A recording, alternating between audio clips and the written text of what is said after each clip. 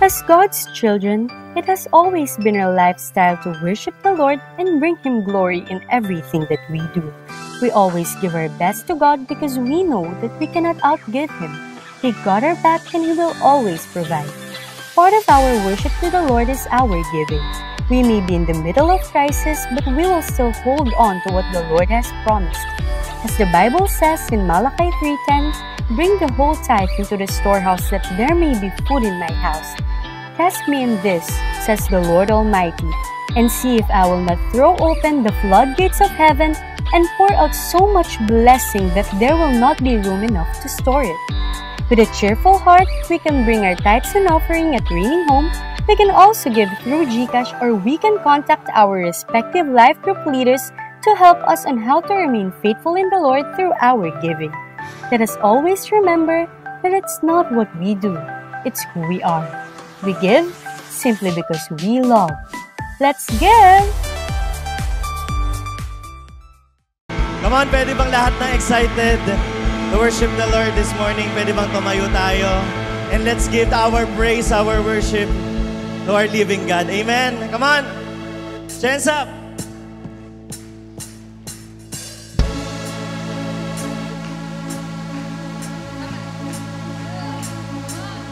Bring my best praise, and I'm ready to give it all to you. I bring my whole heart, and I'm ready to put it out on you. I bring my energy and passion. You're worthy of nothing less. Your love is tearing me to action. So I'm gonna give my best. I give my all to you, 'cause you were worth it. Lord, you deserve it. I give my all to you, and all of my passion is my heart's reaction. You have it all. You have it all. You have it all. Oh, oh, oh, oh. You have it all. You have it all. You have it all, oh, oh, oh. 'Cause you have it all, hey. 'Cause you have it all, hey. I bring a new song, and I'm gonna sing it out to you. I bring a fresh love, and I'm trading the old in me for new. I bring my energy and passion. You're worthy of nothing less. Your love is tearing me to action. So I'm gonna give my best. I give my all to you, 'cause you are worth it. No, you deserve it. I give my all to you, and all of my passion is my heart reaction. You have it all. You have it all. You have it all. Oh, oh, oh. You have it all. You have it all. You have it all. Oh, oh, oh. 'Cause you have it all. Hey! 'Cause you have it all. Hey! And as I praise, lift your name, walls come down. I celebrate, freedom reigns, let's break it out.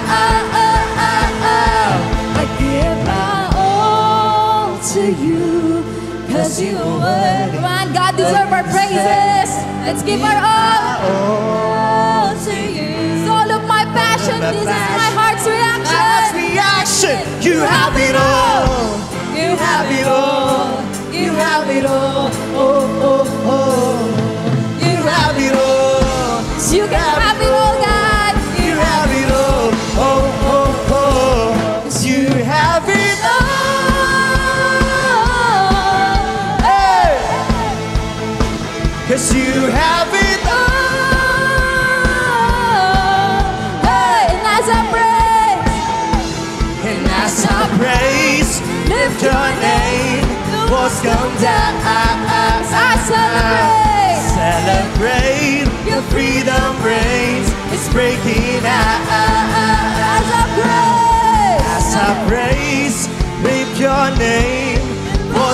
die. Lord, we celebrate.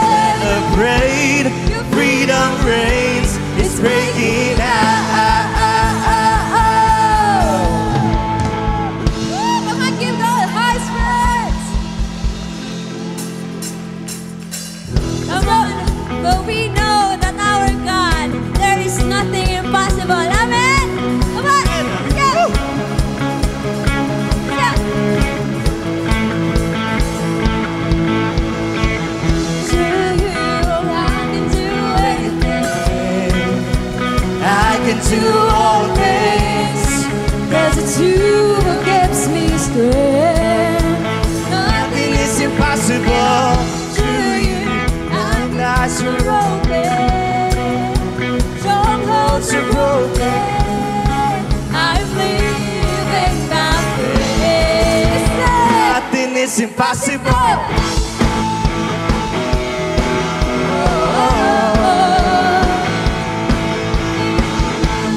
Nothing is impossible. I'm not gonna live by what I see. I'm not gonna live by what I feel. Deep down, I know that you're here with me. Amen. With me, I know that you can do anything. Through you, Lord, through you, I can do anything. I can do all things. I can do all 'Cause it's you, God, 'cause it's you, 'cause it's you who gives me strength. There's nothing impossible. Nothing is impossible. Through you, blind eyes are open, strongholds are broken. All roads are broken. I am living by faith. Leaving By faith. Nothing is impossible. Oh, oh, is impossible. oh, oh, oh. Not gonna live by what I see. Hey. Not gonna live by what I feel. Deep down I know. Deep down I know that you're here with me. Here with me. I know that you can do anything. To you, I can do anything. I can do all things. but it's you who gives me strength. There's nothing is impossible. It's impossible. To you, blind eyes are open, strongholds are broken. Strongholds are broken. We are living by faith. Leaving by faith. Nothing is impossible. Come on, put your hands up.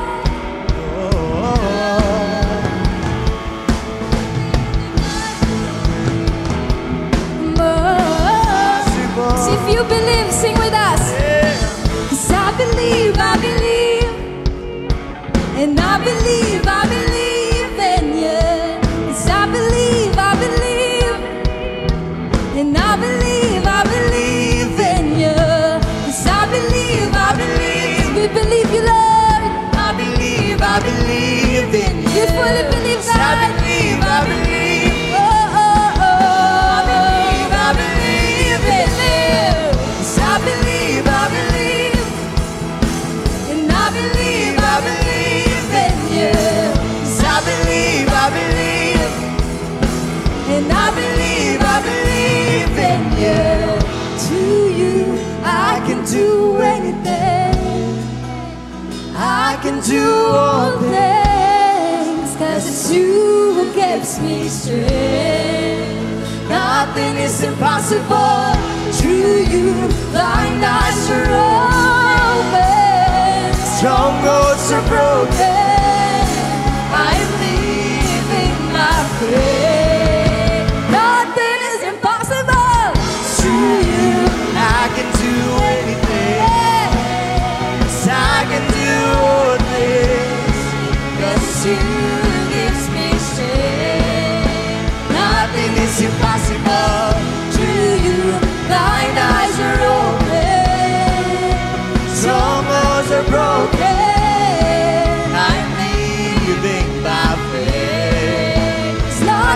Jesus, we believe. I believe, I believe. Whoa, oh, oh. I believe in you.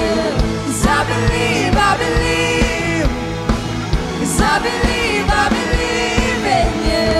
'Cause I believe, I believe. Come on, declare this. I believe in you. I believe. It's you, Jesus, who believe. And I believe. We believe, Lord. I believe. Whoa, oh, oh. I believe in you. We believe in God. I believe. Your promises, your faithfulness, we believe, Lord. I believe in you. We continue to believe, God. We believe in you, Lord. I believe in you. 'Cause I believe. Oh, oh, oh. 'Cause I believe in you, Lord. 'Cause I believe. 'Cause I believe in you. 'Cause I believe. 'Cause I believe in you. I believe. Whoa, oh, oh. 'Cause I believe in you. I believe. 'Cause I believe in you.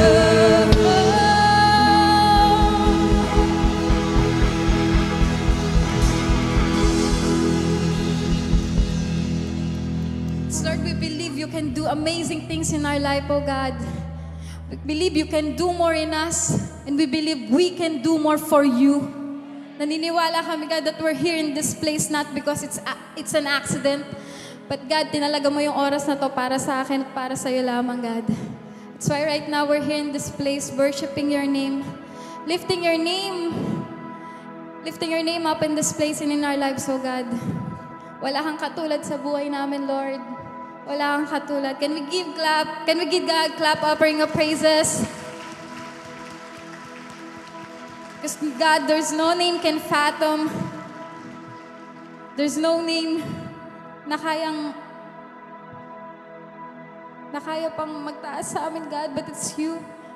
You never look on our past, on our mistake, but you call us by our names. And Lord, thank you, God, because before we were born, you set us apart. Salamat, Panginoon. Maraming salamat. Tanging lamang ikaw lamang sa buhay namin. Wala kang katulad, Lord. Wala kang katulad. So right now, we're worshiping your name.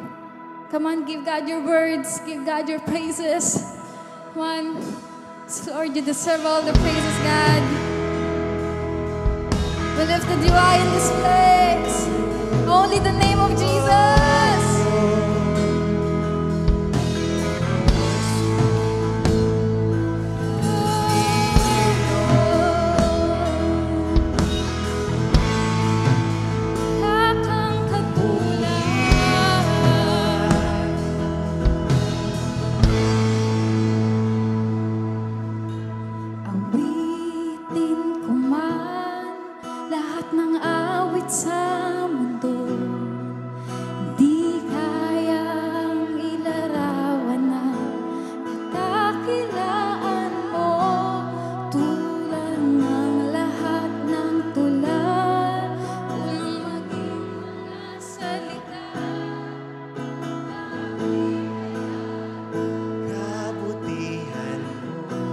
Minsan pa, awitin natin.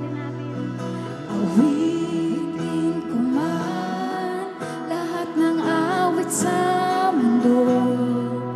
Di kayang ilarawan ang kadakilaan mo. Kulang ang lahat ng tula. Kulang maging mga salita upang ihayag ang kabutihan mo. Wala kang katulad, wala nang higit sa'yo. Wala kang katulad, wala nang papantay sa'yo. Ikaw ang Diyos noon pa man, maging ngayon at kailanman.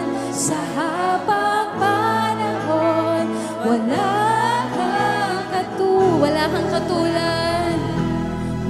kang katulad, wala nang higit sa'yo. Wala kang katulad, wala nang mapantay sa'yo.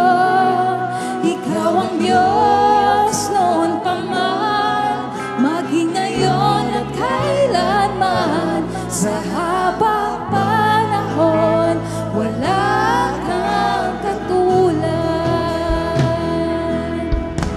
Awitin ko man lahat ng awit sa mundo, di kayang ilarawan ng kadakilaan mo. Kulang ang lahat ng tula, kulang maging mga salita upang ihayag ang kabutihan mo. Wala kang katulad, wala nang higit sa'yo. Wala kang katulad, Wala nang papantay sa'yo, Panginoon. ang papantay Ikaw lamang ang Diyos noon, ngayon at magpakailanman. maging ngayon at kailanman. Sa Habang panahon, wala kang katulad. Wala kang katulad, Diyos. wala nang higit sa'yo. Wala kang katulad, Wala nang papantay sa'yo. ikaw ang Diyos noon pa man, maging ngayon at kailanman. Sa habang panahon, wala kang katulad.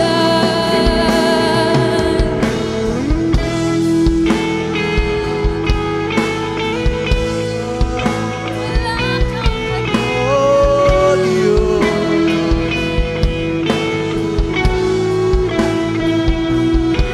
Ikaw ang Diyos noon pa man, maging ngayon at kailanman. Sa habang panahon, wala kang katulad. Wala kang katulad, wala nang higit sa'yo. Wala kang katulad, wala nang kapantay sa'yo.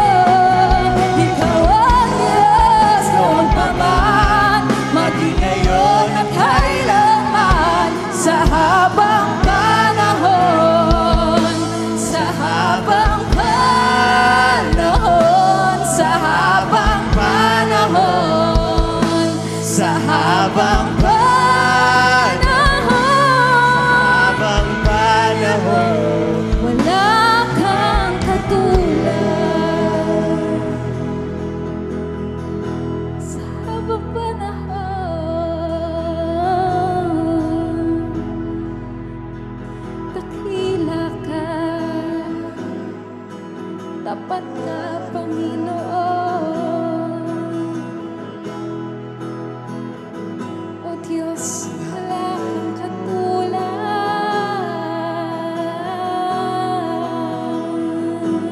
oh Jesus. Wala kang katulad, wala nang higit sa'yo. Wala kang katulad, wala nang papantay sa'yo.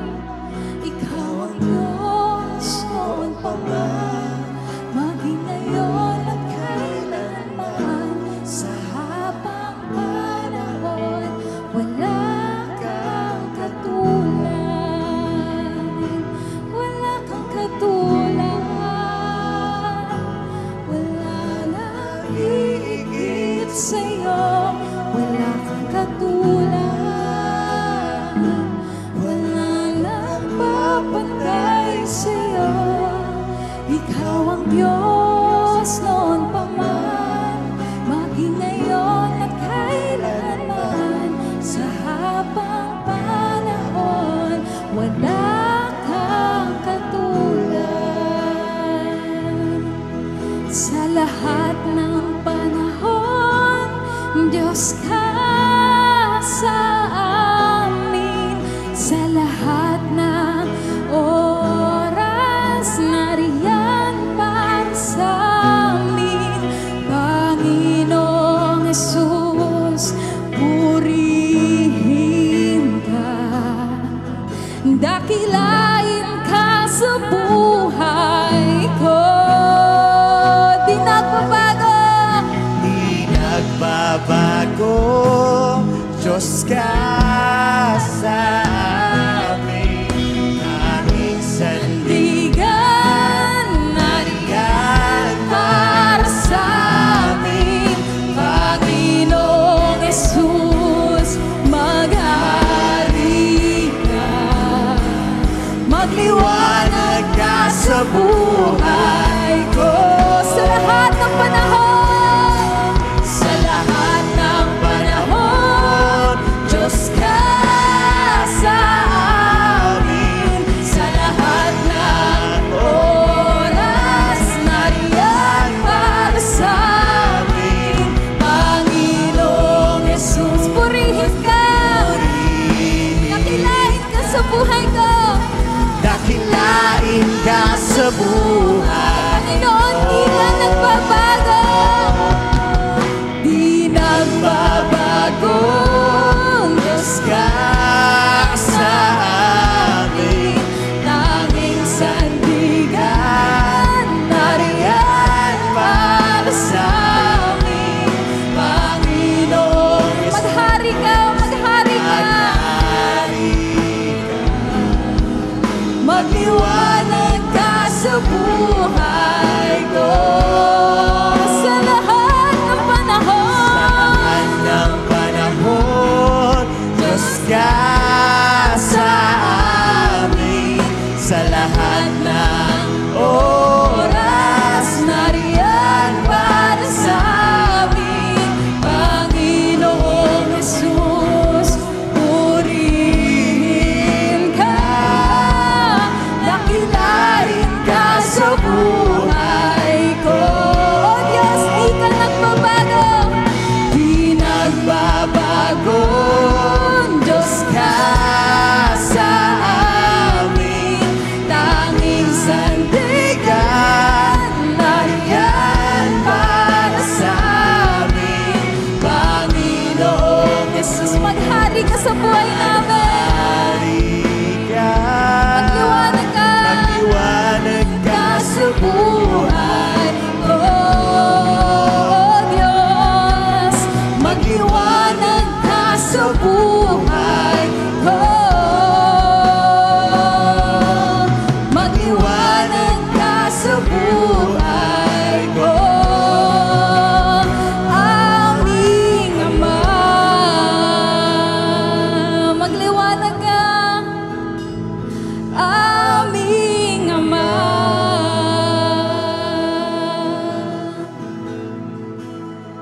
aming Ama,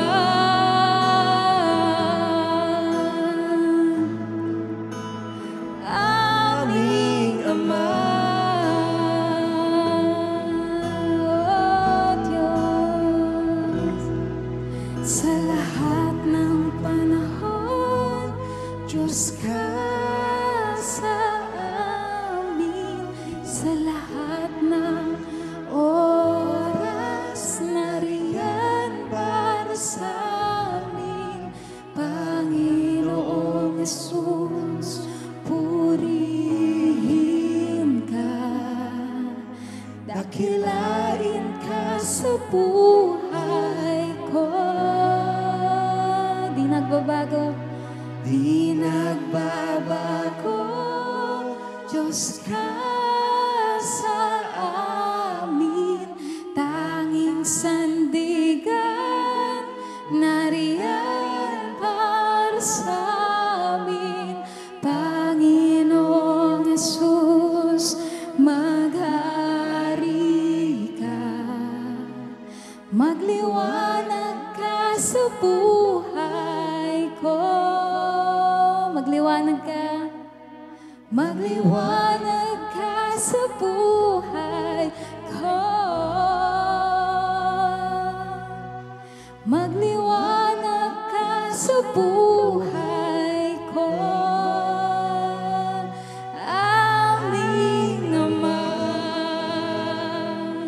Let's give God the highest praise.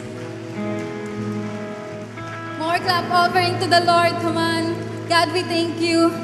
We offer your praises, God. You deserve it all. You deserve it, God. Continue to move in this place, oh God. As we love you, we honor you in Jesus' name. Amen and amen.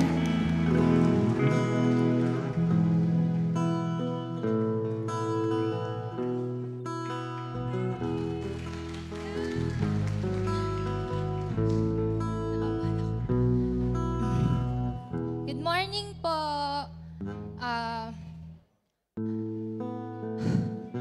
Kinakabahan po ako.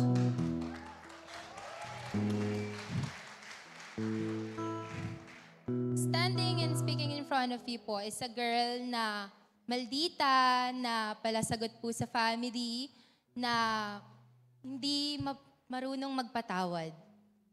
At ang pangalan ko po ay si Mary Feliz Bentosa, or Mary na lang po. Ako po yung tipo ng tao na, kunyari, humingi ng tawad sa akin yung isang tao.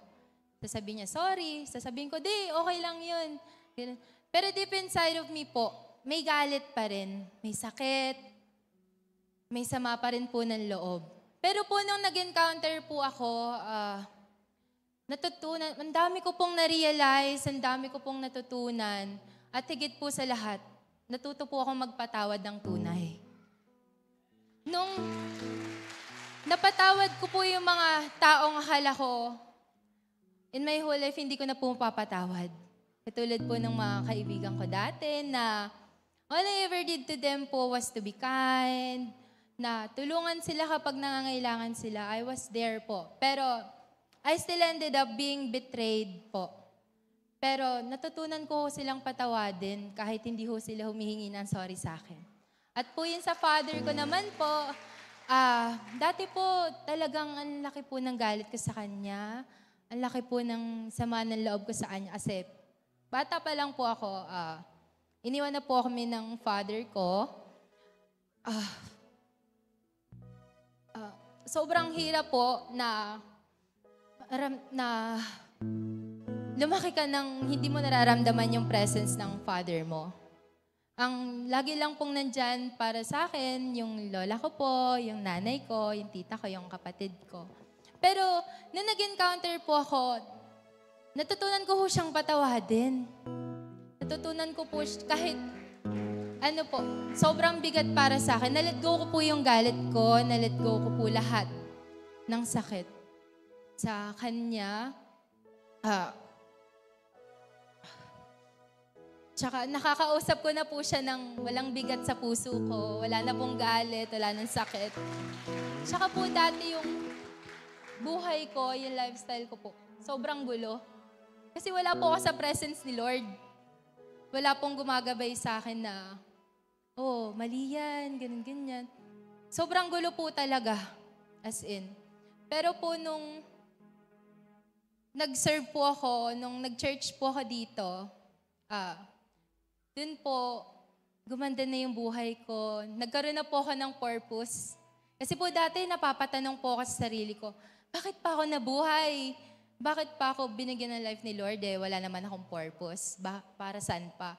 Pero po talaga nung pinili ko po na mag-serve, na mag-church every Sunday, dun po, nagkaroon po ng purpose yung buhay ko. Nagkaroon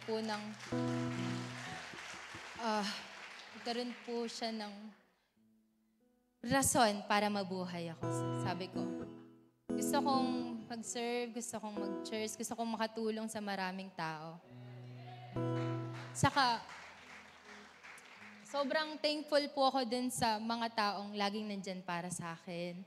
Lalo-lalo na po sa family ko, yung si Mama, si Alexa, si Ninay, si Lola na. Simula bata po ako, hindi ako iniwan. Kahit sobrang pasaway ko po, sobrang kulit ko, hindi po nila ako iniwan.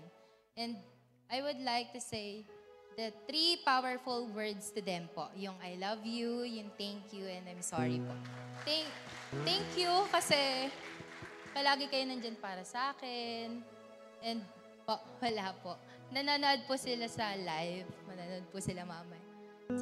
Lagi ko pong pinagpipray po talaga yan na sana one day makapunta po sila dito, mawin ko po sila. Kasi may pinanghahawakan po talaga ako na verse, yung Acts 16:31 po, yung believe in Jesus and you will be saved, you and your household po. Kaya every day po, I always pray to Him na sana one day makasama ko po yung pamilya ko dito. And wala namang pong imposible sa Kanya po, di ba? Alam kong tutupadin niya po yan basta manalangin ka lang sa Kanya at magtiwala po. Yun lang po at maraming salamat.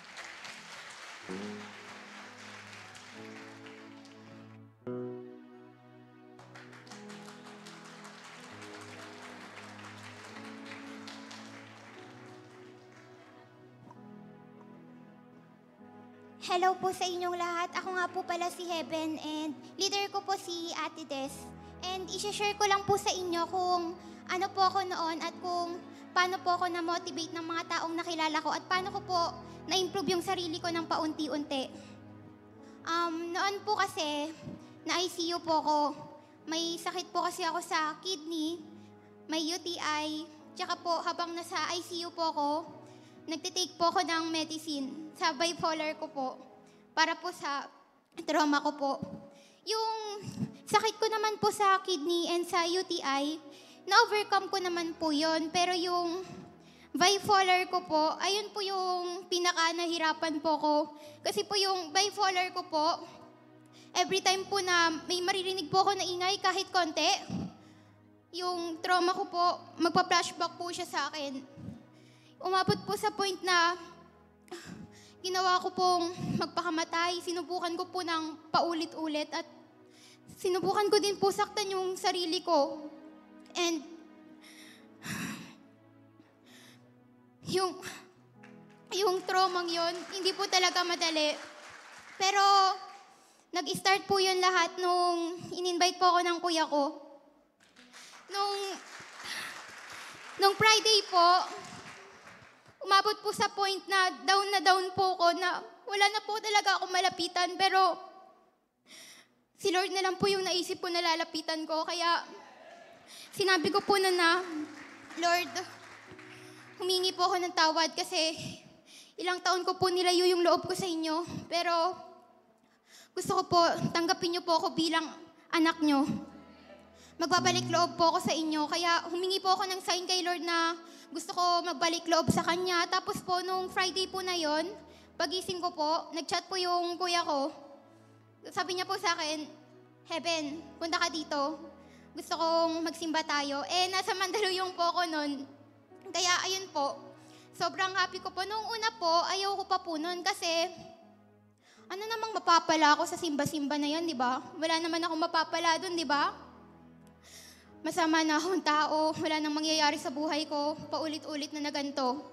Pero, nung second time ko po, nung first time ko po, inaamin ko po, na-amaze po ako. Sobrang humanga po ako kay Pastor kasi po parang lahat po ng sinasabi niya parang patama po sa akin. Kaya po, yung sinabi niyo po, Pastor, pinanghawakan ko po yon. And nung second time ko na po, may nakausap po ko, si Ate Maris po, and nagkwento po siya sa akin, and na-motivate po ako sa kwento niya, kaya naisip ko po na magpatuloy. Kasi po, sinabi po ni Ate Maris na i-challenge niya po ako ng 1 month, mag-live class po ako. Kaya ayun po, nag-live class po ako. Nung week 1 ko po, pagkatapos po ng live class, aminin ko po, nakinig po talaga ako, nag-focus po ako sa live class ko po. Tapos po, nung pagkatapos po ng week 1 live class, may babaeng humila sa akin. Tapos, ang pangalan niya po pala si Ate Des. Hinila niya po ako, tapos sinabi niya po na, uy, add mo ako sa FB, ganun. Gusto niya po makipag-meet sa akin nung Saturday. Tapos, nung na-meet ko na po si Ate Des, ayun po, sinabi ko po sa kanya, nag-open po ako sa kanya ng konti, tapos ang mind ko po nun na, siguro kaawaan na naman ako nito. Tapos, bigla akong nagulat, sinabi niya na, Heaven, hindi ako naaawa sa'yo, kundi proud na proud ako sa'yo kasi nalagpasan mo lahat ng ginawa mo, lahat ng napagdaanan mo. Kaya thankful po ako kay Ate Des na nasasabi niya po sa akin yun. Kasi po, ang tingin ko po sa mga nakikilala ko po ng mga tao, parang kapag naririnig po nila yung kwento ko, parang iniisip ko po na kaawaan lang po nila ako. Kaya si Ate Des po yung una kong nakilala na nagsabi na proud ako dahil nalagpasan mo lahat ng yan. Kaya Ate Des, thank you po. And sa mga tao din po na hindi ko na po alam or masasabi lahat ng pangalan nila, pero marami po sila. Marami din po silang nakwento na mga istorya nila and kung paano nila na-overcome yun. Kaya mas lalo ko pong minamotivate yung sarili ko doon. Pero ang sobrang thankful ko po talaga sa Kuya Kawa ko po. Alam ko na, Kuya Kawa, na merong time na hindi ko talaga makakontrol yung emosyon ko, kaya napagsasabihan mo ako, pero iniisip ko na parang galit ka sa akin. Pero alam ko naman po yun na nag-aalala ka lang sa akin kasi kapatid mo ko. Kaya Kuya Kawa, hindi ko po ito sinasabi sa iyo, pero pakinggan mo to. Nakakadiri man pakinggan, pero mahal na mahal kita, Kuya Kawa. And isa nga po pala ako sa nag-encounter. Nung day 1 to day 2 po, nahihirapan po ako. Sabi ko pa po noon na hindi ako magpapatawad, hirap ako magpatawad. Ayoko kayong patawarin. Pero nung day 3 ko po sa encounter, naisip ko po na anong silbi kung magpapalamon ako sa galit ko. 'Di ba? Si Lord nga na napatawad po tayo sa lahat ng kasalanan natin. Ako pa kaya? So kung kaya ni Lord na magpatawad, kaya ko din po. Kaya eto din po, tamad po ako dati, inaamin ko po yon. Pero ngayon po, unti-unti ko na po nai-improve yung sarili ko po na kahit hindi ko po gusto, ginagawa ko pa rin po maglinis ng maglinis. Ganun po. Tapos nag-aaral na din po ako and unti-unti ko pong ini-improve yung sarili ko na mawala yung galit at sakit na nararamdaman ko. Kaya super thankful po ako sa lahat ng nakilala ko. Lalo na sa'yo, Kuya Kawa. Thank you po. Ayun lang po.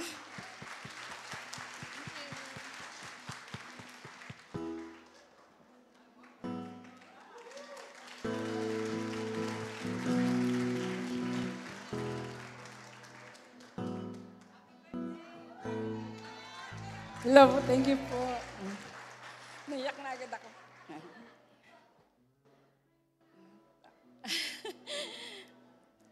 Nagpapasalamat talaga po ako. Ayun lang yan. Iyakin kasi ako eh. Kaso talaga siguro binigay po sa akin to ni Lord. Ako, napakalaki ng kasalanan ko sa anak ko. I-share talagang nung naging counted ako, di ba, Pastor, iyak po ako ng iyak kasi yung sinabing kapatawaran. Hinihingi ko yung kasalanan ko kay Princess, kay Angel, kay Crystal. Kasi hindi po talaga sila nakaplano na buhayin ko pa. Oh, napakasama akong nanay. Kasi, 4 na sila. Ayoko na kasi sundan. Kasi matagal na sundan si Dayan, 7 years. Kaya ayoko na talaga mag-anak. Lahat ang laki ng kasalanan kong anak, sorry. Pero yung pala, kaya pala sila binigay sa akin ni Lord para buhayin. Para ibigay sa akin na sila pala yung magpapatotoo sa buhay namin na mayroon. At saka, yung bunso ko, nag-handle agad sa ganyang edad na may hawak agad na tao. Ibig ko sabihin po, ang Panginoon, ayoko sana sabihin to, Pastor, kaso talaga yung pag-encounter ko, bibigay ko lahat pala ang kasalanan ko sa Kanya para patawarin ako ni Lord. Napakalaki lang. Tingnan nyo, yan si Crystal. Si Crystal po yung bunso ko. Kung alam nyo sinong nanay na napakasama siguro ako, ilang cytotech po yun, yung pangpalaglag. Nilalaglag ko kuya, yung huling-huli kong nilalaglag na yan. Hirap na hirap ako. Inikot ko yung buong binangonan kasi nga, para ilabas na siya. Hindi pa rin po siya nilalabas, na-over na po pala siya sa buwan. Hiningi ko po kay Lord yon. Sabi ko sa Kanya, Lord, bigay mo po sa akin tong normal. Sabi ko sa Kanya. Yung pong nilabas ko po pala yan, sapatos lang po, kahon lang po pala na siya ng sapatos ang kanyang pagkatao. Kaya nabe-bless po ako sa binigay ni Lord sa akin sa pag-encounter ko to. Gustong-gusto nga nila Princess. Si Princess sa amin, siya ang pastora namin. Talagang pag nagsasalita na ako ng pangit, lalong-lalo kay papa niya, gagalit na siya sa akin. Kasi iba na. Tapos si Angel, ganun din, nakasimangot. Di siya nagsasalita pero sinisimangutan niya ako. Ang liit-liit naman ng mata niya. Gusto niya akong lakihan. Talagang para siyang naaano na hindi ko pa kaya. Ganun. Pero yung sa pag-encounter ko to, pinaano ko talaga na buhay para sa mga anak ko. Mahal na mahal ko mga anak ko. Naandyan nga sila. Salamat anak. Love you. Simula sa panganay ko kahit di yung pa-birthday niyo sa akin. Salamat, salamat, salamat. Kasi napakaligaya ng puso ko, lalo na kay Crystal, kay Princess, kay Angel. Salamat anak, mahal na mahal ko kayo. Lahat kayo naman, di naman lang kayo isa. Pero talagang napakabuti ni Lord at si Pastora. Nakarinig talaga ako talaga ng pagpapasalamat sa kanya. Kasi yung galit ko sa nanay ko. Kasi una sa lahat, parang nadadaw ako sa amin. Kasi hindi ko maintindihan kung naiinggit yung nanay ko sa side ng ko. Kasi matigas ang ulo ko, kaya siguro daw ganito ang buhay ko. Talaga napakasakit para sa isang anak na ginaganon ako. Hindi ko inaano to, wag mo ako susumbong to kinanay na nagsasalita ako rito. Nararamdaman ko lang kasi parang kayo lang ni Alex ang mahal kasi kayo lang yata mapera. Pero hindi yun. Nararamdaman ko lang yun. Pero alam ko, bibigay ni Lord din yun sa akin. Sa pag-encounter ko, naramdaman ko po lahat yun. Sakit. Inilaya ko po. At saka higit po sa lahat, yung kapatid ko si Alex. Alam ni Ate Annalyn yun, di ba? Ate Annalyn, isinare ko yun. Na sobrang sakit. Meron kasi akong kapatid na sumunod sa akin na para siya simula nung nag-pandemic, di siya nakaalis. Problema sa amin. Ilang 4 years po yun. 4 years po talaga siya naging pasaway sa amin. Bilang ate, hihingian niya ako ng pambiling sigarilyo. Pero kahit po masakit, binibigay ko po yun sa kanya. Pinagpe-pray ko, iniiyak ko po yun sa araw-araw. Pero praise God, binigay po ni Lord, nakaalis po siya agad. Nakaalis po siya. Sinagot po ni Lord kung paano po magpakilala siya sa pag-iyak ko. Natotoo pala siya na pag humingi ka pala sa kanya ng totoo sa puso mo, ibibigay. Nag-bless po ako na kapatid ko po ngayon. Nakaalis na po, mag-ilang mga 4 days na 5. Salamat po at saka naging matapang po ako bilang isang nanay na dahil napatotoo ko po yung napakasalbahe ko po palang ina. Meron pa nga po akong isa sabi ni Princess, ma, hindi pa lang yan, una pa lang yan. Para tuloy ako natakot sa sinabi niya. Dahil lahat pala yung sakit na nararamdaman ko, tatanggalin pala lahat yun para maging totoo ko para kay Lord. Salamat. Thank you po, Pastor. Thank you po. I love you, anak. Love you, Princess Angel. I love you, anak. Dayan, Aji. Salamat. Angeline. Hindi kita malala si Gilbert. Ewan ko kung naandito. Salamat po sa lahat. Happy birthday po para sa akin. Thank you, anak. Thank you po. Happy birthday.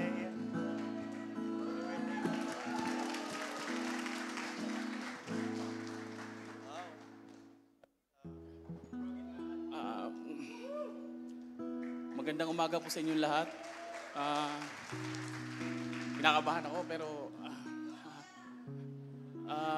ako nga po pala si Saldi Pagalan. Kapatid po ako ni Sheila Moreno. Kwento ko lang po sa inyo kung paano ako binago ni Lord.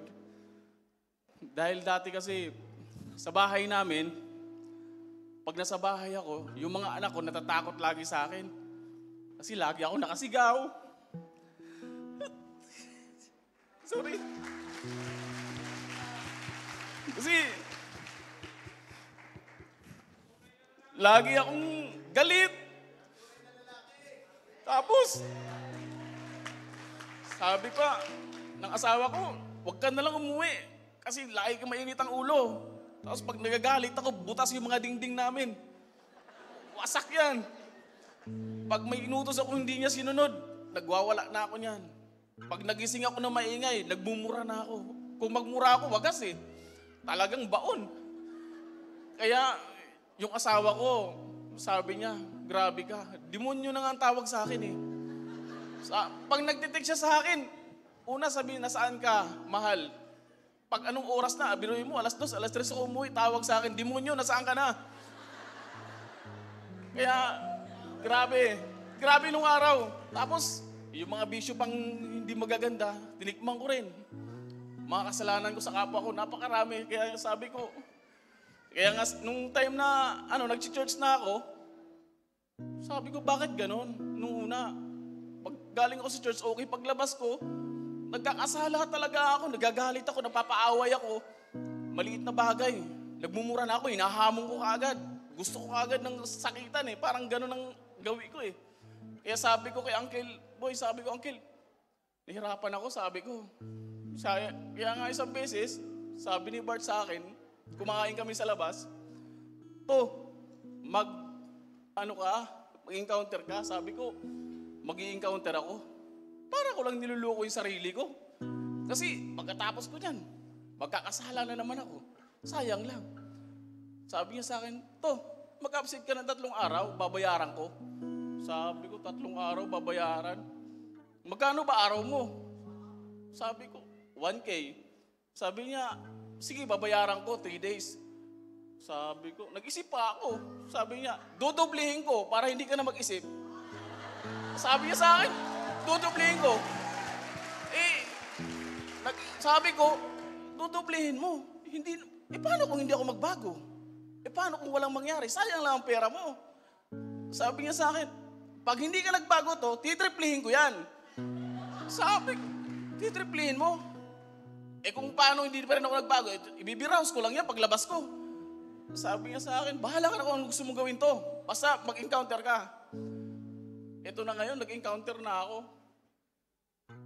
Pangalawang araw na encounter, nag-speak si Bart sa harapan, sabi, parang nagigilty ako. Nagilty na ako, sabi ko, bakit ganun? Parang ang bigat ng ko, sabi ko, parang ang laki ng kasalanan ko kasi parang pinagbili ko si Lord. Sabi ko, yung parang pinagbili ko yung niya. Sabi ko, sorry. Sabi ko, Sabi ko, sorry Kasi,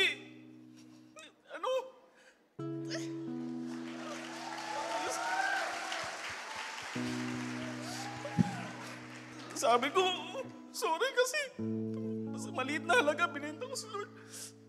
Sabi, okay lang yan to, tuloy mo lang. Sabi ko, nung pangatlong araw, desidido na ako, sabi ko, paglabas ko dito, magbabago na talaga ako. Sabi ko, bago ko lumabas, kay Lord ako lang ako, sabi ko, Lord, hindi na ako magagalit. Sisikapin kong yung sarili ko, makukontrolin ko yung sarili ko. Tapos hindi na ako maninigarilyo, hindi na ako iinom. Hindi na ako mag-iinom. Sabi ko, itigilan ko na. Kaya nung paglabas ko ng encounter, nagulat yung mga anak ko sa akin kasi madaling araw, nagpapatugtog ako ng worship song. Tapos nagbabasa ako ng Bible, tapos ang mabigat kasi nagbabasa na ako ng Bible, yung asawa ko parang laging galit. Sabi ko, bakit ganun? Sabi ko sa kanya, ba't ka laging galit? Dati kasi pag nagagalit yung asawa ko, pag kinausap ko yan at galit na rin ako, hindi ako nagpapatalo. Ako yung bata sa bahay.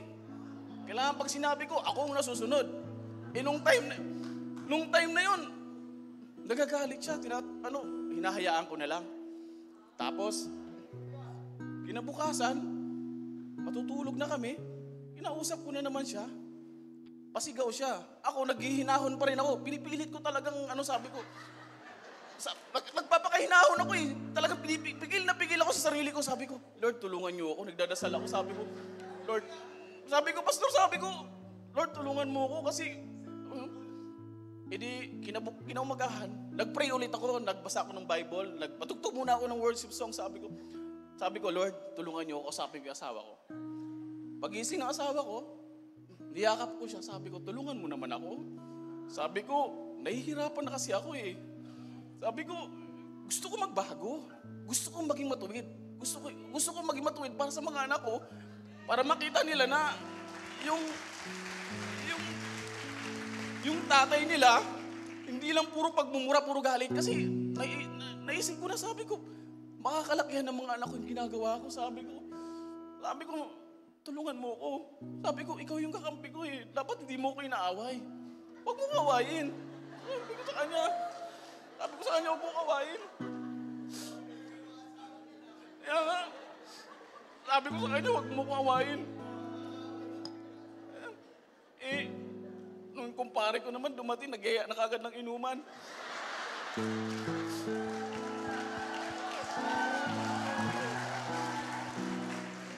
Tapos, sabi ng kumpare ko, nasaan si Choy? Sabi, andun, nagbabasa ng Bible. Sabi niya sa akin, pre, huwag mo masyadong dibdibin yung Bible niyan kasi galing din ako dyan. Sabi niya, galing din ako dyan. Sabi, naisip ko yung sinabi ni Pastor, sabi ko, ito na nga yung sinasabi ni Pastor na encounter talaga nasa labas. Yung pinaka-battle, sabi ko, kailangan talaga. Sabi ko, yung alak nandun na eh. Iinom na lang ako. Ang ginawa ko, hindi na ako lumabas.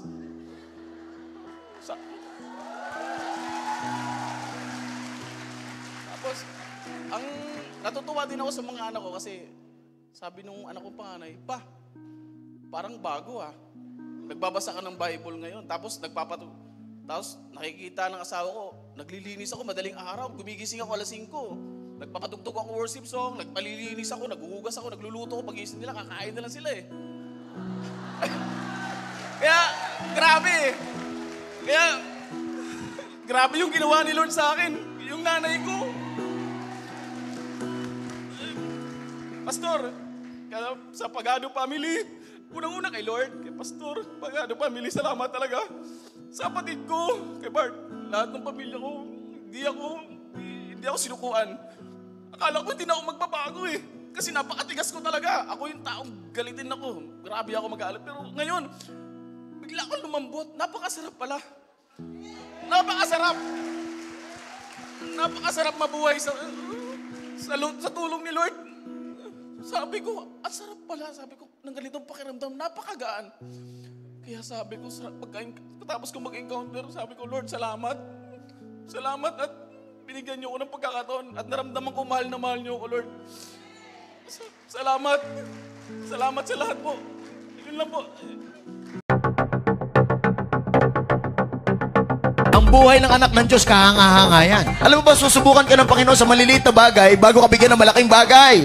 Yung katuwiran ng Diyos, yung kabanalan ng Diyos, yung salita ng Diyos, pamuhay mo. Hindi porke lahat ng iniisip mong tama ay tama. Ang tama yung sinasabi ni Lord. Passionate ka. Ang buhay mo, you will become great. So wag mong kukontrahin si Lord. Please welcome the Senior Pastor of Reigning Light International, Pastor Lito Peren. I just want to share, move in faith. Move in faith.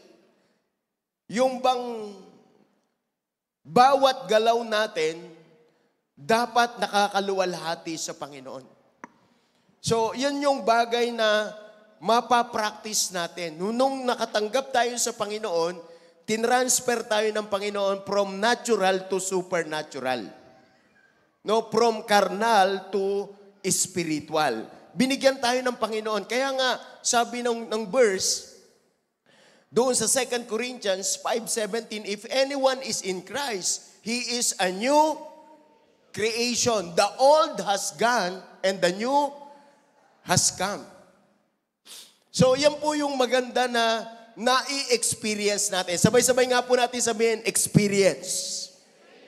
Marami pong mga tao, yung pong 2 Corinthians 5:17, hindi po yan na-experience kundi minemorize. Hindi garanti ang alam mo yung verse, memorize mo yung verse, nararanasan mo sa buhay mo yan. So ang maganda, if anyone is in Christ, he is a new creation. Ibig sabihin, may nagbago sa akin. At patuloy na babaguhin. So yun po yung dimension na kung saan gusto ng Panginoon na maipamuhay ng bawat isa sa atin.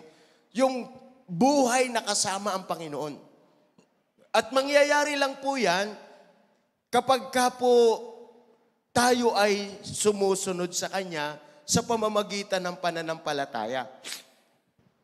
Move in faith. O bakit ko binanggit ang mga bagay nito? Kasi there is a human tendency, as a human being, meron tayong natural tendency to move out of faith.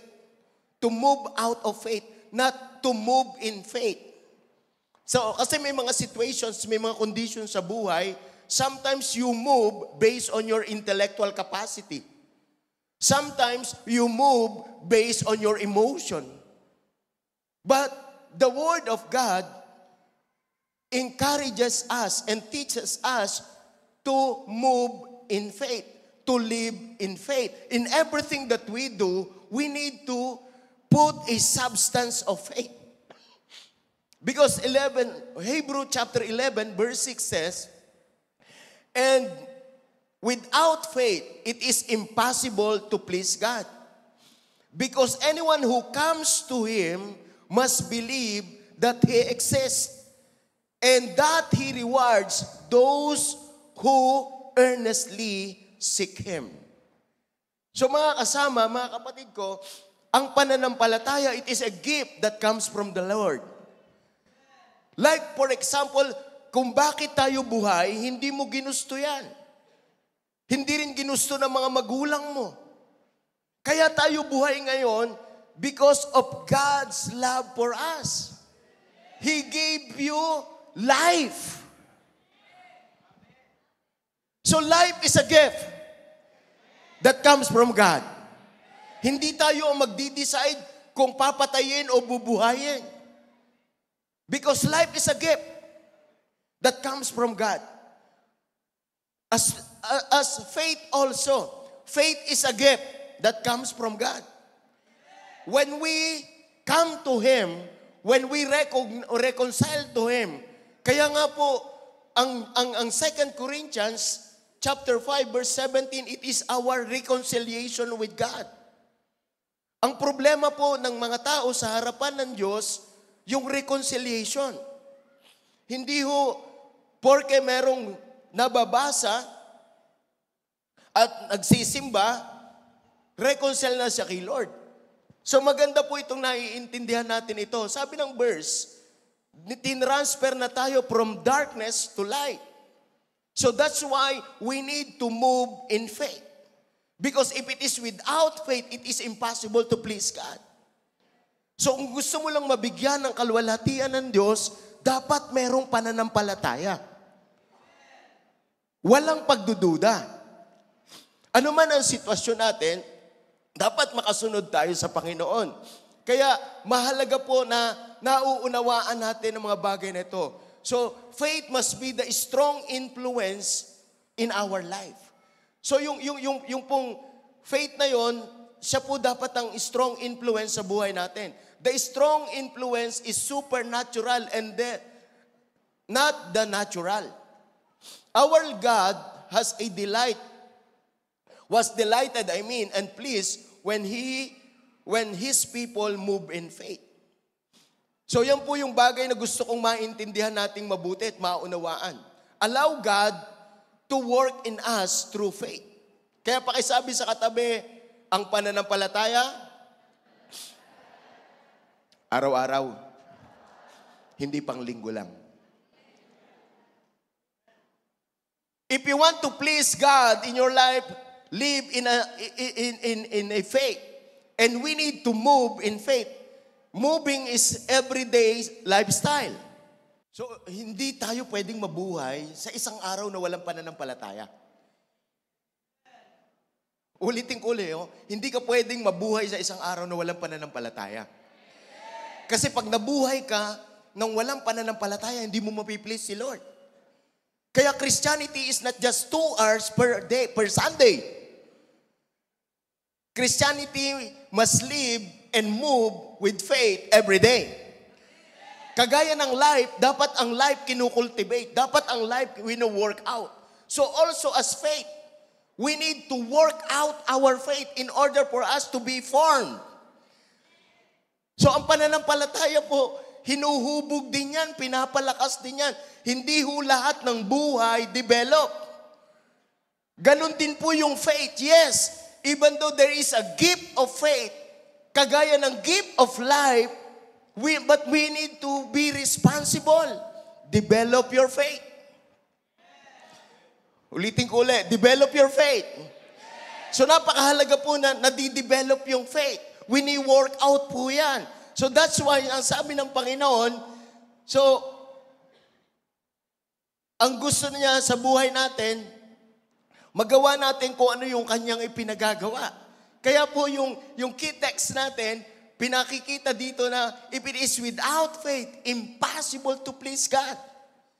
So may mga bagay dito in Hebrew chapter 11, may mga history po dito na kung saan kailangan ma-inspired tayo by faith. We must be inspired to move in faith and not to move out of faith. In Hebrew chapter 11 verse 3 says, by faith we understand that the universe was formed at God's command, so that what is seen was not made out of what was visible. So imagine niyo po ang lahat ng mga bagay nito, binanggit na ni Lord ang universe. We need to believe God outside the planet Earth. You need to believe God outside your life. You need to believe God outside your situation. You need to believe God outside your family. Because God has a plan and purpose. Sabi ng verse, by faith, we understand that the universe was formed at God's command. So imaginein mo, dahilan sa sinabi ng Panginoon, naintindihan natin ngayon, binanggit na ni Lord yung universe. Sabi mo sa katabi mo, mas malawak pa yan kaysa problema mo. Mas malawak pa yan kaysa sitwasyon mo. Kung papaano kang naniniwala na ang Diyos ang gumawa ng universe, ganun mo siya paniwalaan sa kondisyon mo. Ganun mo siya paniwalaan sa sitwasyon mo. God wants to move in your life. God wants to move not just in universe, but God wants to move in your situation. But you need to have faith. Kaya kami problema kasi meron kang Diyos. Uulitin ko, kaya kami problema kasi meron kang Diyos na kasama ka. Eh kung wala kang kasama sa problema mo, maniwala ka, walang faith yan. Because if it is without faith, it is impossible to please God. So kaya, naniniwala naman ako na mas matindi, mas malawak ang universe kaysa problema mo. Sino dito may problema? Parang ang lawak-lawak na, hindi natatapos, hindi nauubos. Magbilang ka na lang ng stars. Mas matindi, mas marami ang mga stars kaysa problem mo. So by faith, we need to understand these things. Sabi mo sa katabi mo, may gagawin si Lord. Yung mga bagay na nakikita natin ngayon, nagsimula yan sa hindi makita.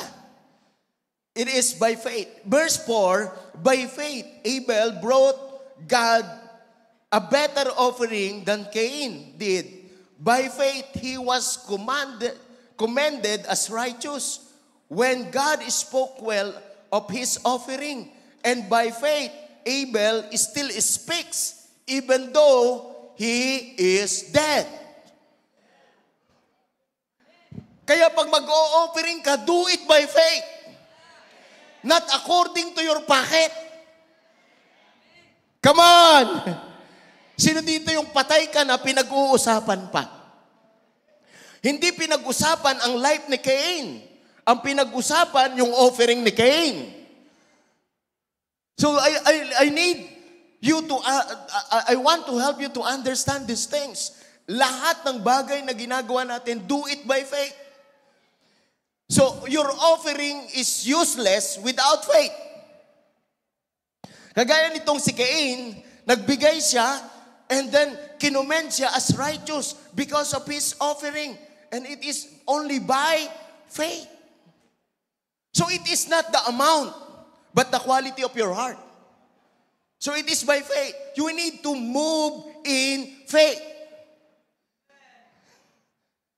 Not move out of faith.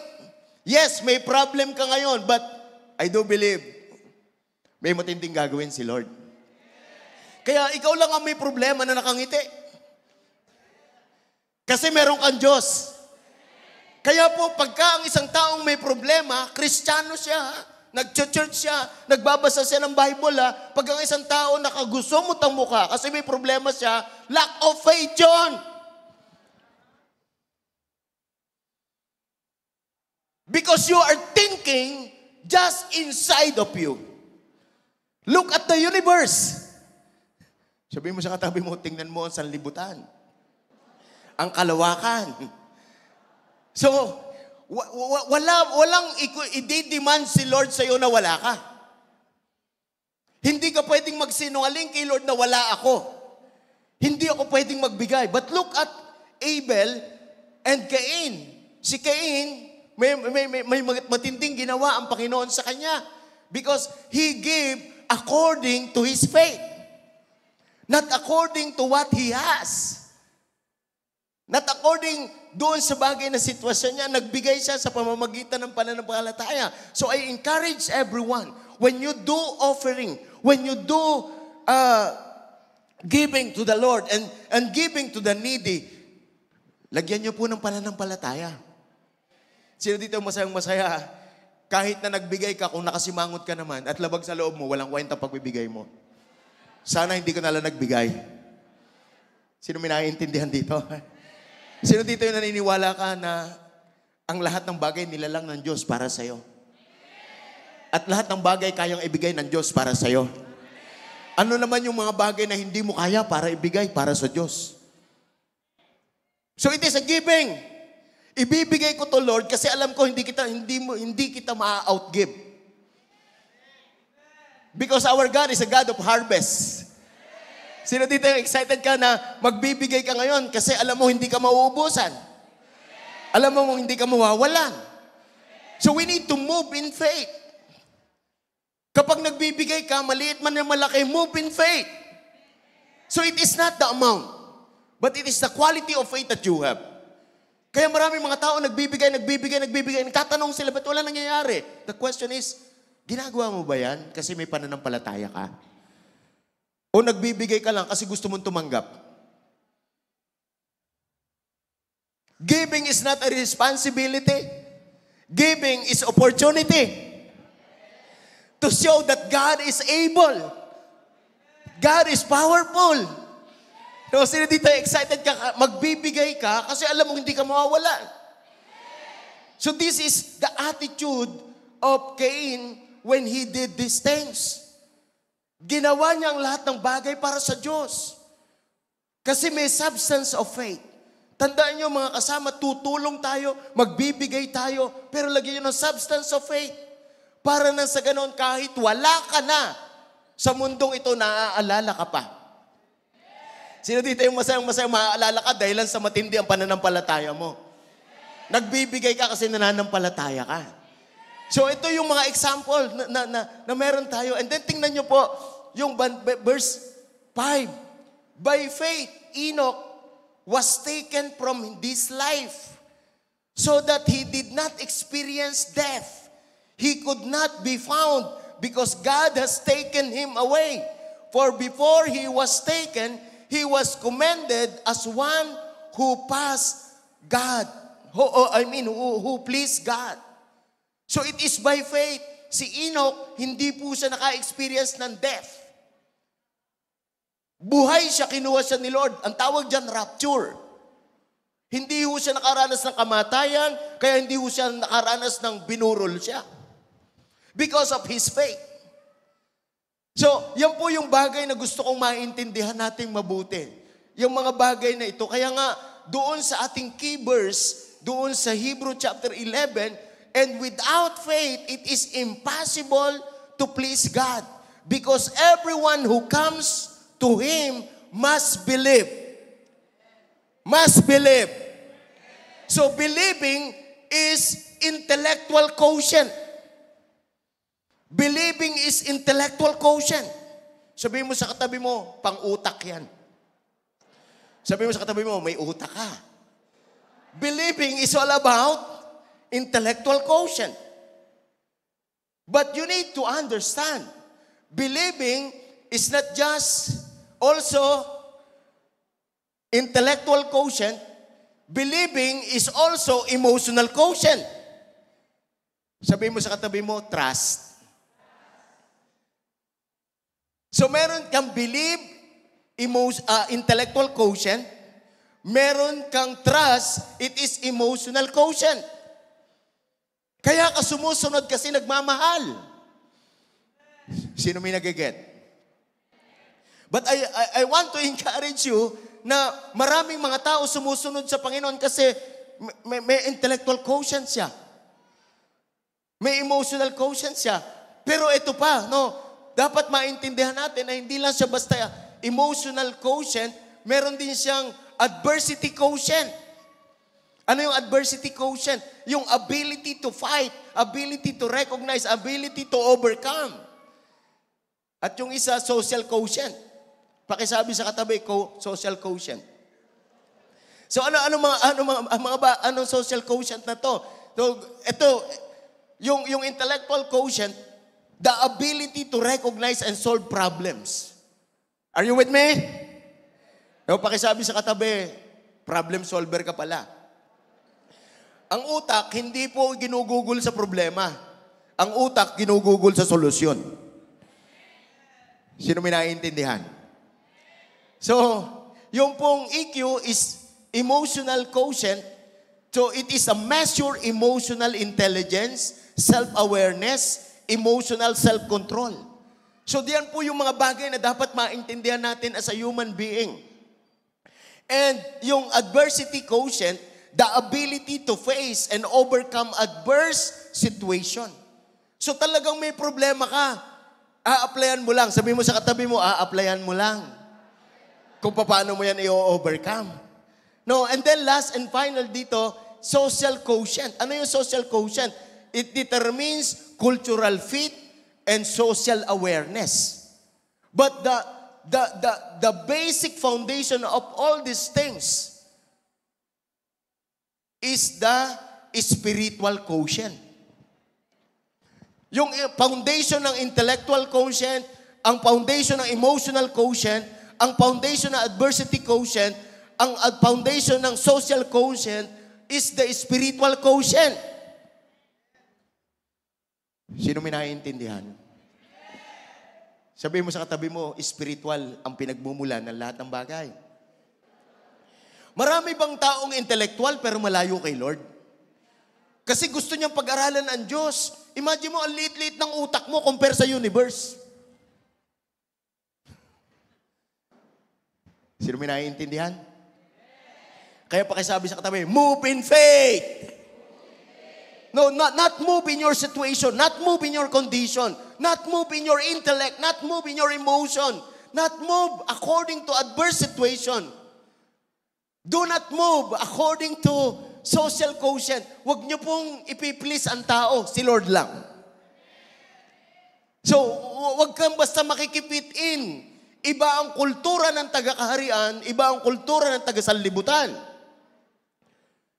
Hello? Sabihin mo sa katabi mo, social quotient. Sino may naunawaan, mga kapatid ko? Kaya mahalaga talaga na meron tayong matinding gagawin sa buhay natin. You need to move in faith. Because it is clear, stated dito na sometimes sa buhay natin, gumagalaw tayo doon lang sa mga kakayanan mo. Gumalaw ka sa kakayanan ng Diyos. Uulitin ko ulit, huwag kang gagalaw batay sa kakayanan mo. Gumalaw ka batay sa kakayanan ng Diyos. Sino yung masayang-masaya na nandito ka ngayon? Totoo ba na maraming mga tao ang tinding mag-explain? Matindi yung kanilang IQ. Matindi yung ability to recognize and solve problems. But they are separated from God. Maraming mga tao matindi sa emosyon. Measure of emotional intelligence and self-awareness, emotional self-control. Ang tinding magpigil.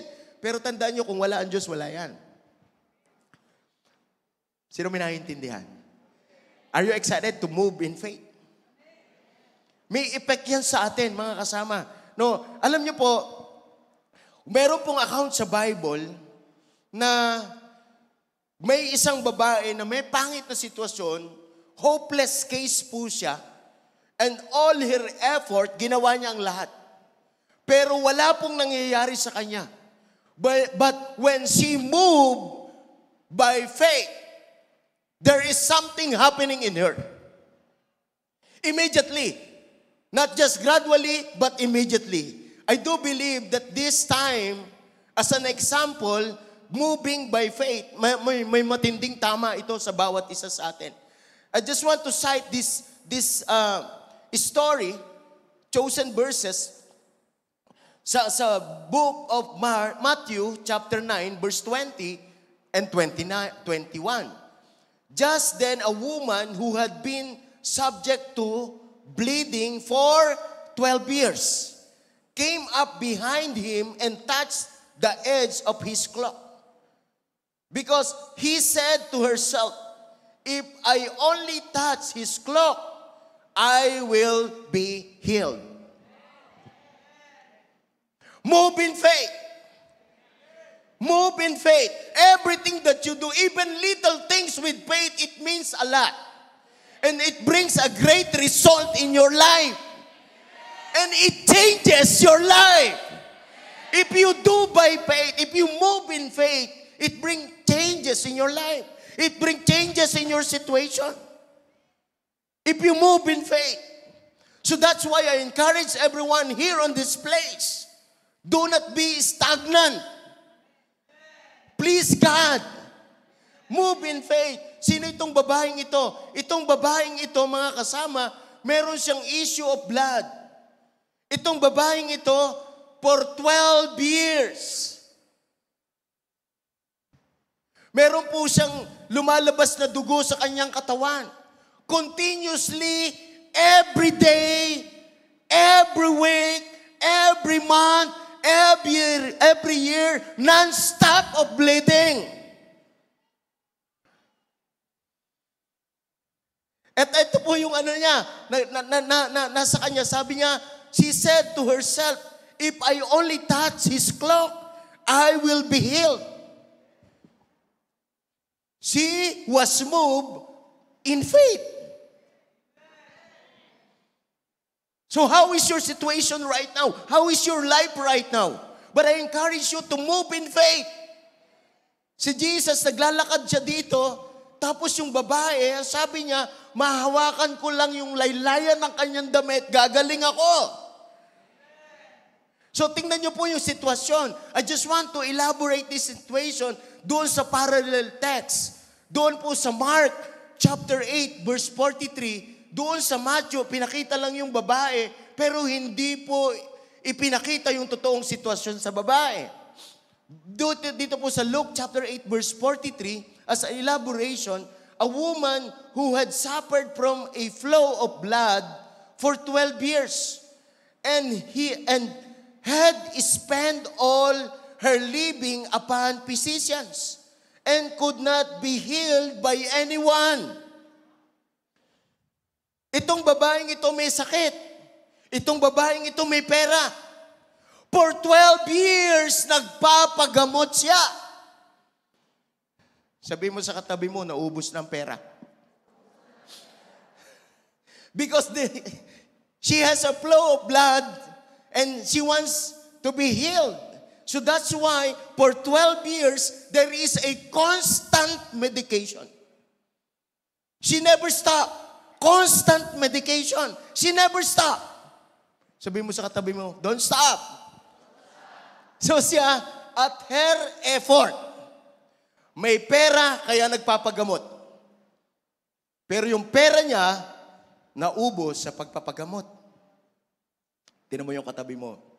Sabi mo, may pera ka ba? Tandaan niyo po, ito matindi sa lahat. Baka meron ng issue, wala pang pera. Sabi mo sa katabi mo, you need God. You need God. So the Bible is not silent about this, about her situation. Lahat ng magagaling na doktor pinuntahan niya. For 12 years. At ito, may magagastos to. She spend all for her living upon physician. So imaginein mo, may pera siya, ang nakilabang lang doktor. Sabi mo sa katabi mo, ikaw, may pera ka ba? Simula ngayong araw na ito, hindi doktor, hindi ospital, hindi gamot ang makikinabang sa pera mo. Because you do believe, if you act in faith, yung kukunti, dadami yan. Hindi mauubos yan if you act in faith. Hindi ka magkukulang simula ngayong linggong ito, simula sa susunod na buwan, sa mga susunod na taon, if you act in faith, your life will never be the same again. So because this is all about the substance of being a Christian, the substance of being a child of God. Have faith. Imaginein mo, prideful din siguro ito, hindi pa niya na-encounter si Lord.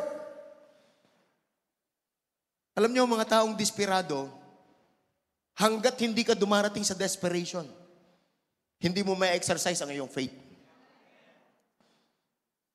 If you want to exercise your faith, huwag ka nang dumating doon sa hopeless situation. Huwag ka nang dumating doon sa hopeless condition. Just believe God. Just believe God in His Word. Malakas ako, wala akong sakit, magtitiwala at susunod na ako sa Lord. Because this is my decision, not my emotion. This is my decision, not just based on my intellect. I will do this because I trust God. I believe in God. And I have assent in God. So tandaan nyo, believing is intellectual quotient. Trusting is emotional quotient. But assent is spiritual quotient. Sino may naiintindihan? Pakisabi sa katabi, buti na lang naka-attend ako ngayon. No, kaya matindi yung elaboration dito. Nung may nangyari ang mga bagay na yan, and immediately, sabi niya, hindi siya mapagaling ng tao. But doon sa verse 44, came up behind him and touched the fringe of his garment, and immediately her flow of blood ceased. Hallelujah!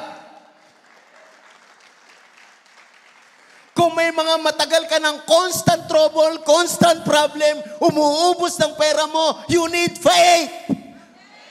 Just touch Jesus right now and immediately you will healed.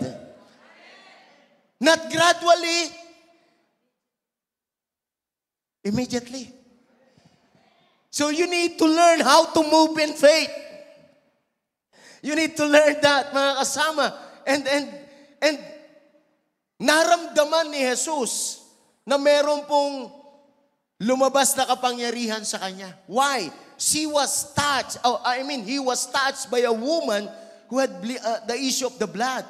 Alam niyo po ba, sa kultura ng mga Jewish people, kapag ka po meron pong mens, kapag merong monthly period ng isang babae, consider po yun na unclean.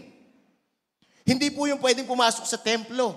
Hindi po yung pwedeng makisalamuha sa ibang tao.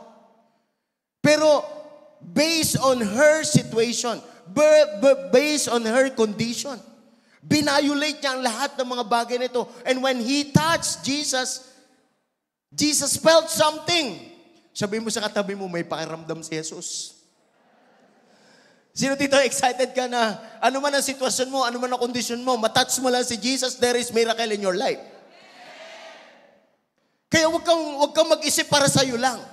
Ang isipin mo kung ano magagawa sa'yo ng Diyos. Because your intellectual capacity, yung intellectual quotient mo, limited yan. Sino po may naiintindihan? Sabihin mo sa katabi mo, limitado yan.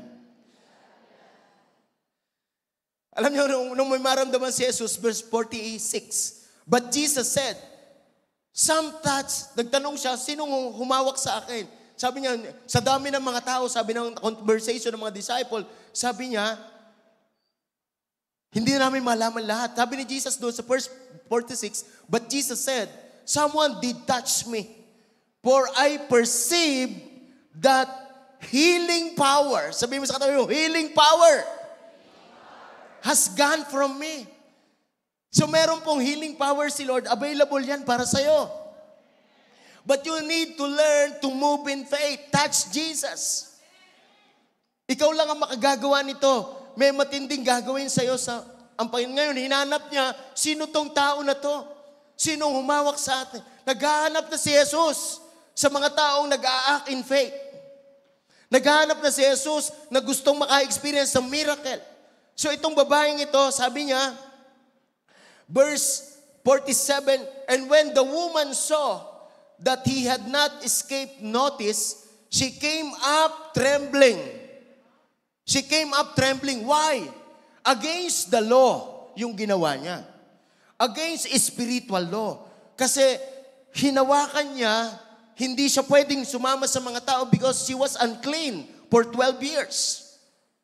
At kapag ka may issue of blood, naniniwala ako na ang itsura nito putlang-putla. Na ang itsura nito hinang-hina. Imagine mo, for 12 years, I have a wife and I have a daughter. Alam ko pag may monthly period sila. And it took just how many days? Sometimes 2 days, 3 days. Sometimes ganon. And nakikita ko yung kanilang itsura kapag may monthly period sila. Hindi maganda, iritado yung kanilang pakiramdam. Pati yung amoy nila, hindi kaaya-ayang amoy. Ang babaeng ito, for 12 years, naniniwala ako na lambot to, at saka putlang-putla ito, pero nung matouch niya si Jesus, naiba siya. But there is something inside of her. Merong matinding nangyayari sa kanya. Natatakot siya. Kasi mali yung kanyang ginawa. But I tell you today, may matinding gagawin ng Panginoon sa buhay mo. May matinding gagawin sa iyo ang Panginoon. So talagang may magandang gagawin sa iyo. Sabi mo sa katabi mo, may magandang gagawin sa iyo ang Panginoon. So kaya mahalaga talaga na nauunawaan natin ang mga bagay na yan. And when a woman saw, sabi niya, may matindi, sabi niya, when the woman saw that she had escaped notice, she came up trembling and falling down before him. She declared in the presence of all. Sabay-sabay nga natin, presence of all. She declared in the presence of all, the people for what reason she had touched him and how she had been instantly cured. My brothers and sisters in Jesus, ang kapangyarihan ng Diyos hindi nagbabago. Dapat yung pananampalataya natin, napapractice natin to araw-araw. So itong babaeng ito, matindi ang kanyang preparation. Naubos ang lahat. Naubos ang kanyang pera. Outcast siya sa community. Pero ang maganda sa lahat, naubos nga ang pera niya. Meron naman siyang nagkaroon ng relasyon sa Panginoon. So gusto kong maintindihan niyo ito. Ang sabi ng Panginoon sa kanya, verse 48, Luke chapter 8, verse 48, and when he said to her, daughter, your faith, your confidence, and trust in me has made you well. Go, enter into peace. Untroubled, undisturbed, well-being. So ngayon umagang ito, mga kasama, mga kapatid ko, si Lord, meron siyang gustong gawin. Itong sinasabi ko sa inyo, gusto kong ma-practice natin ito na kaya mong humawak. Kaya mong maintindihan kung anong sitwasyon mo. Huwag kang mag-rely sa pera. Huwag kang mag-rely sa sitwasyon. Huwag kang mag-rely sa tao. No one was able to heal her. Pero nung maintindihan niya na wala na akong pera, wala na magawa, pero ngayon, I move in faith. I will touch Jesus. At nung mangyari ang mga bagay na to, ito yung maunawaan natin na ang confidence natin nasa Panginoon lang. Now faith, verse 11, chapter 11, verse 1. Now faith is confidence in what we hope for and assurance about what we do not see. So that is faith is all about. Let us move in faith. Let us move in faith. Let us stir up our spiritual quotient. Because your spiritual quotient can surpass your intellectual quotient. Sa mga taong matataas ang IQ, huwag niyo ipaglabang yan. Dito lang yan. Yes, matalino ka. Pero ang tanong, kumusta emosyon mo? Yung emotional quotient mo, baka pagka na-inlove ka, yung talino mo nasusurpass. Totoo ba na lahat ng mga intellectual na tao, pagka na-inlove, minsan, nagiging slow. Ang tali-talino, ganda ng pangarap mo sa'yo. Kaso, naging slow sa pagpili ng napangasawa, sa pagpili ng boyfriend. What I'm trying to say is this: your intellectual, your IQ, your EQ, your AQ, at saka yung SQ nyo, ang foundation po lapat niyan, walang iba kundi yung ating SQ, spiritual quotient. Isusurpass ni Lord lahat yan. Isusurpass ni Lord lahat yan ngayon. So I just want to retain in your heart these things. So ang susi ng lahat is spiritual quotient. Kaya huwag niyo ipagmayabang yung talino mo. Sayang ang talino kung mahina ka naman sa emosyon. Sayang ng talino mo, emosyon mo, kung sa mga adversity ng buhay mo, hindi mo desisyonan ng tama. Sayang ang talino mo, nagdidesisyon ka ng tama, kung wala ka namang pamilya. Yung social quotient mo, hindi ka fit in. Sa sarili mo pamilya, hindi ka fit in. Magaling nga ibang tao, hindi makisama, pero pagdating mo sa pamilya, hindi. Hindi yan ang gusto ng Panginoon. Ang gusto ng Panginoon, yung spiritual quotient natin, yan ang maging foundation ng lahat. Makakamove ka lang by faith kapag yung spiritual quotient mo.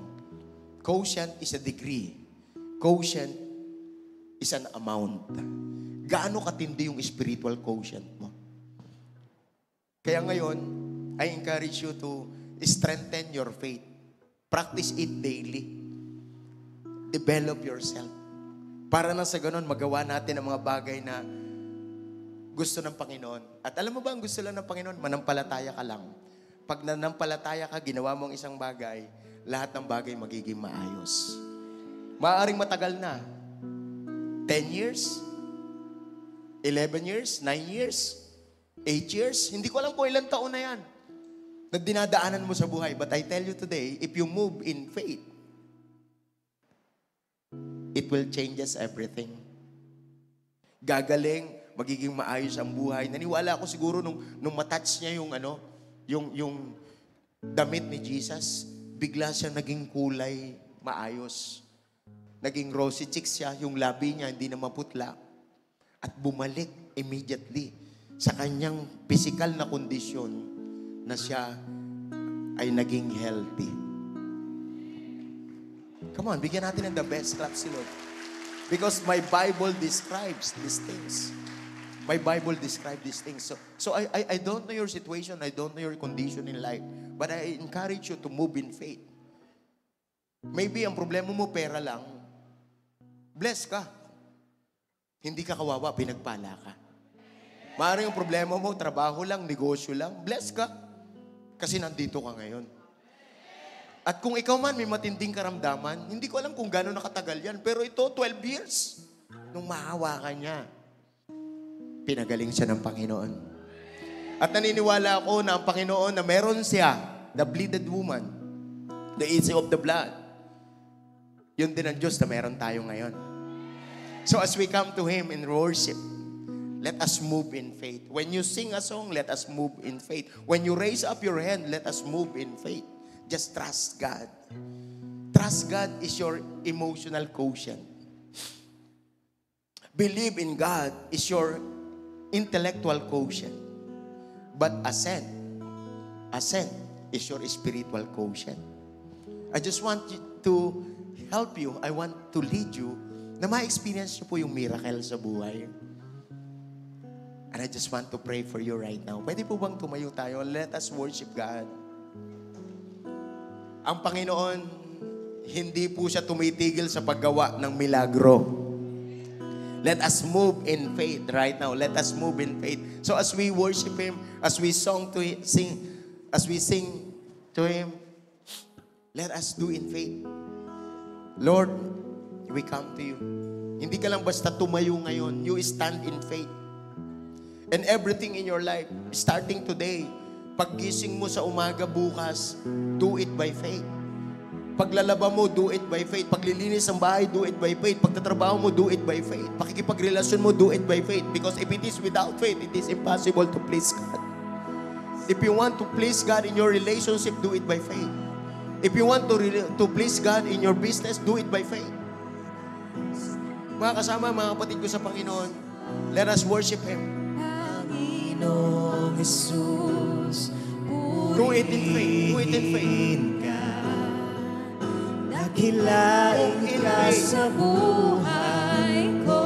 Move in faith.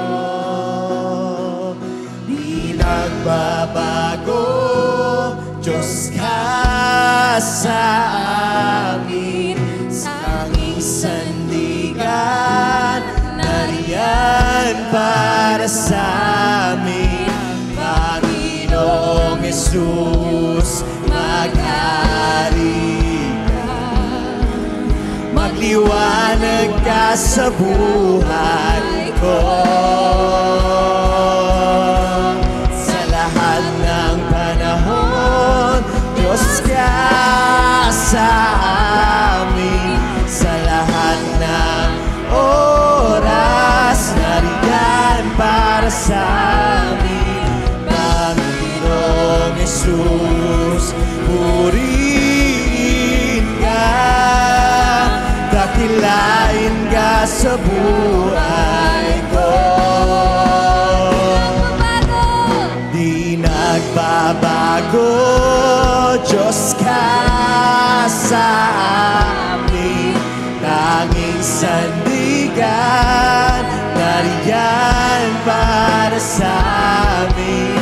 Panginoong Jesus, maghari ka, magliwanag ka sa buhay ko. Sa lahat ng panahon, Diyos ka sa amin. Sa lahat ng oras, nariyan para sa amin. Panginoong Jesus, purihin ka, dakilain ka sa buhay ko.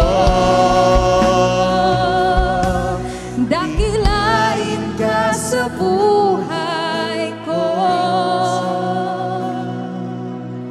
Dakilain ka sa buhay ko. Aming Ama. Just raise up your hands.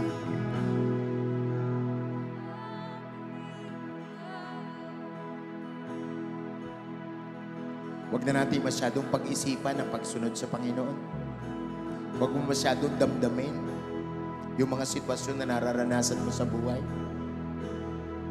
Huwag mo masyadong pag-isipin yung mga adversity na nangyayari sa buhay mo. Yung mga kahirapan, yung mga troubles. Isipin mo kung anong gagawin sa'yo ng Panginoon.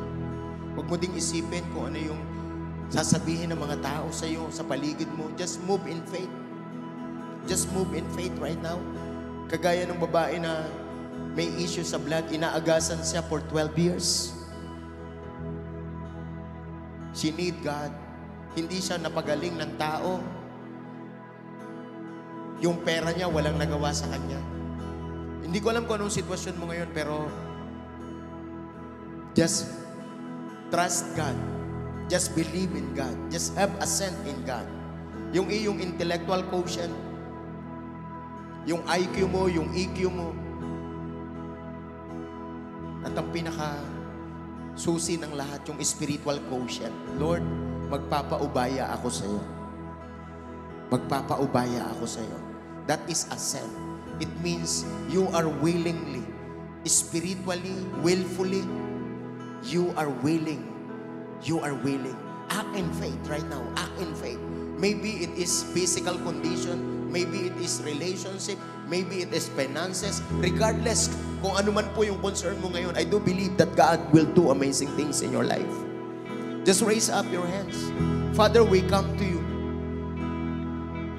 We worship you. We honor you. We glorify you. And Father, thank you for this word. If it is without faith, it is impossible to please God. Father, we want to please you in my everyday life. That's why, God, help us to move in faith.